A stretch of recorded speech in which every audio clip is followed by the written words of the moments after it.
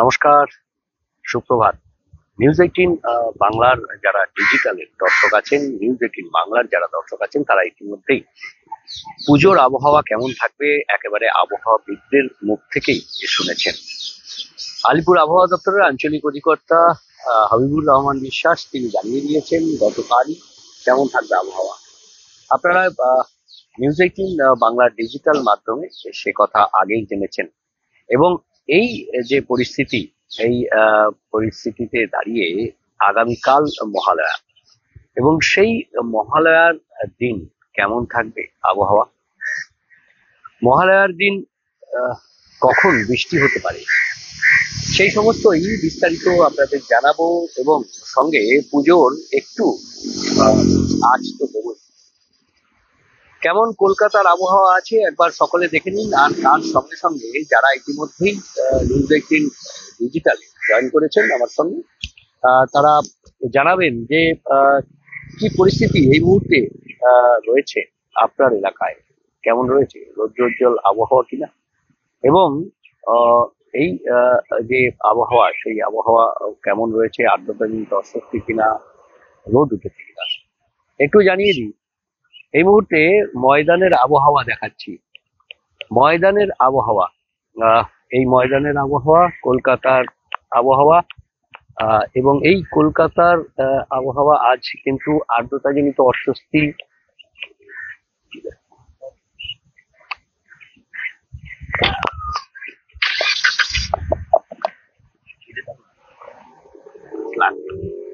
একদমই এই কলকাতার আবহাওয়া, সেই আবহাওয়াটা দেখুন। এই মুহূর্তে ময়দানের ছবি, সবুজ ময়দানের ছবি, এবং সবুজ ময়দানের সেই ছবি আপনাদের দেখাচ্ছি।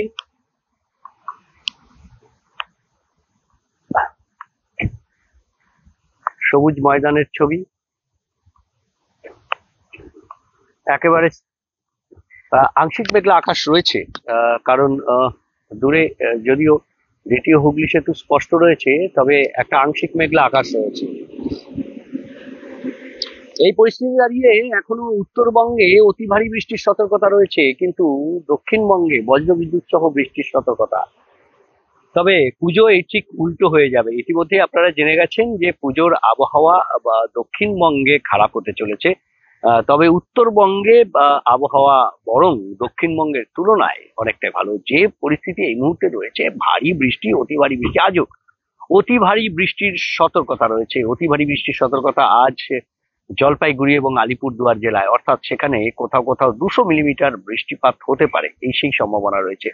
উত্তরবঙ্গের জলপাইগুড়ি আলিপুরদুয়ার জেলায় যেমন অতি ভারী বৃষ্টির কমলা সতর্কতা জারি করা হয়েছে, তেমনি দার্জিলিং, কালিম্পং, কোচবিহার এই জেলাগুলির জন্য জারি করা হয়েছে হলুদ সতর্কতা, ভারী বৃষ্টির হলুদ সতর্কতা জারি করা হয়েছে। আর এই ভারী বৃষ্টির হলুদ সতর্কতা আগামীকালও থাকবে। দার্জিলিং, কালিম্পং, আলিপুরদুয়ার, কোচবিহার, জলপাইগুড়ি এই 5 জেলাতেই আগামীকালও ভারী বৃষ্টির সতর্কতা থাকবে।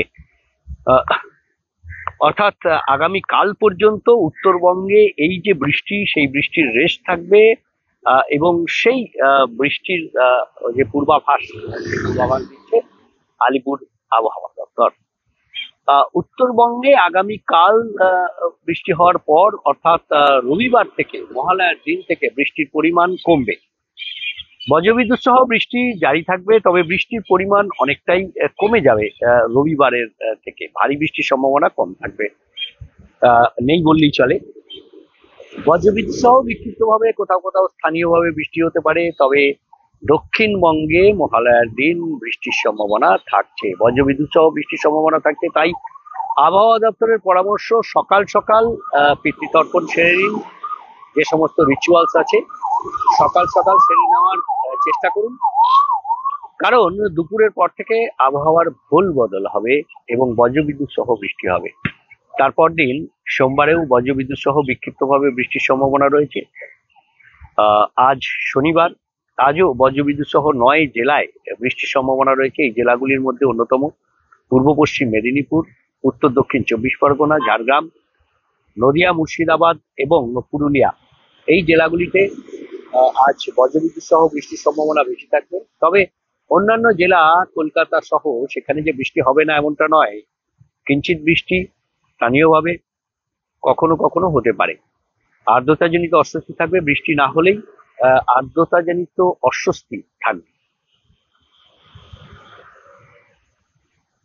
আর এরপরই আপনাদের জানাই যে দক্ষিণবঙ্গের মহালয়ার পরদিন পরপর বজ্রবিদ্যুৎ সহ বৃষ্টি থাকবে। মহালয়ার দিনও প্রায় 6-7 জেলায় বজ্রবিদ্যুৎ সহ বৃষ্টির সম্ভাবনা থাকবে। অন্যান্য জেলাতেও বিক্ষিপ্তভাবে 2-1 পশলা বজ্রবিদ্যুৎ সহ বৃষ্টির সম্ভাবনা থাকবে। এবং তারপর 23 তারিখ আবার ভারী বৃষ্টির একটা সম্ভাবনা থাকছে। 23 তারিখ ভারী বৃষ্টির সম্ভাবনা থাকবে 2 মেদিনীপুর এবং দক্ষিণ 24 পরগনাতে। 24 এবং 25 বৃষ্টির সম্ভাবনা কিছুটা কম থাকবে, তবে 25 তারিখেই অস্বস্তিটা চরমে উঠবে।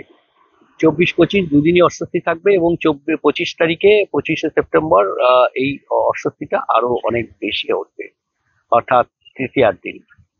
এই তৃতীয়ার দিনেই যে নিম্নচাপ তৈরি হওয়ার সম্ভাবনা রয়েছে এবং তারপর চতুর্থী থেকে যে 26 তারিখ, 26শে সেপ্টেম্বর থেকে 29শে সেপ্টেম্বর পর্যন্ত পুজোর এই প্রথম ভাগে ভারী বৃষ্টির সম্ভাবনা থাকবে উপকূল ও সংলগ্ন জেলায়। এবার পুজোর দ্বিতীয় হাফে অর্থাৎ দ্বিতীয়ার্ধে যদি আমরা যাই, যে পুজোর একেবারে অষ্টমী, নবমী, দশমী অর্থাৎ 30শে সেপ্টেম্বর থেকে 2রা অক্টোবর পর্যন্ত এই পর্যায়েও আরো একটা ঘূর্ণাবর্ত তৈরি হওয়ার সম্ভাবনা রয়েছে বঙ্গোপসাগরে। 25 তারিখের নিম্নচাপ গভীর নিম্নচাপে পরিণত হতে পারে, সেই জন্য একেবারে 26 থেকে 29 পর্যন্ত ভারী বৃষ্টির সতর্কতা থাকছে উপকূলে, মূলত উপকূল। তবে তার বাইরেও যদি অতি ভারী বৃষ্টি যদি অতি গভীর নিম্নচাপ বা গভীর নিম্নচাপে পরিণত হয় এই নিম্নচাপ, তাহলে ভারী বৃষ্টির জেলার সংখ্যাও আরো একটু বাড়তে পারে। অন্যদিকে পুজোর অষ্টমী থেকে দশমী এই পর্যায়ে দক্ষিণবঙ্গে যেমন উপকূল ও সংলগ্ন জেলায় ভারী বৃষ্টির সম্ভাবনা, তেমনি উত্তরবঙ্গেও ভারী বৃষ্টির সম্ভাবনা থাকবে। অর্থাৎ অষ্টমী থেকে দশমী এই পর্যায়ে 2-1 দিন ভারী বৃষ্টির সম্ভাবনা উত্তরবঙ্গেও থাকবে। তবে উত্তরবঙ্গে পুজোর প্রথম দিকে বৃষ্টির সম্ভাবনা কার্যত কম থাকবে, ভারী বৃষ্টির সম্ভাবনা নেই। আপাতত এই পর্যন্তই। আগামীকাল মহালয়া আরো একবার জানিয়ে দিই, সকাল সকাল তর্পণ সেরে নিন। সকালের দিকে আবহাওয়া ভালো থাকলেও বেলা বাড়লে আবহাওয়ার ভুল বদল হতে পারে। বজ্রবিদ্যুৎ সহ বৃষ্টির সম্ভাবনা আগামীকালেও 7 থেকে 9 জেলায় থাকবে, তবে অন্যান্য জেলাতেও বজ্রবিদ্যুৎ সহ বৃষ্টির সম্ভাবনা একটু বাড়বে আগামীকাল। 23 তারিখ ভারী বৃষ্টির সম্ভাবনা, আবার 25 তারিখ নিম্নচাপ হলে 26 থেকে ভারী বৃষ্টির সম্ভাবনা উপকূলের জেলাগুলিতে। ভালো থাকবেন, সুস্থ থাকবেন আর দেখতে থাকবেন অবশ্যই নিউজ 18 ডিজিটাল। সব খবর সঠিকভাবে সবার আগে। ধন্যবাদ।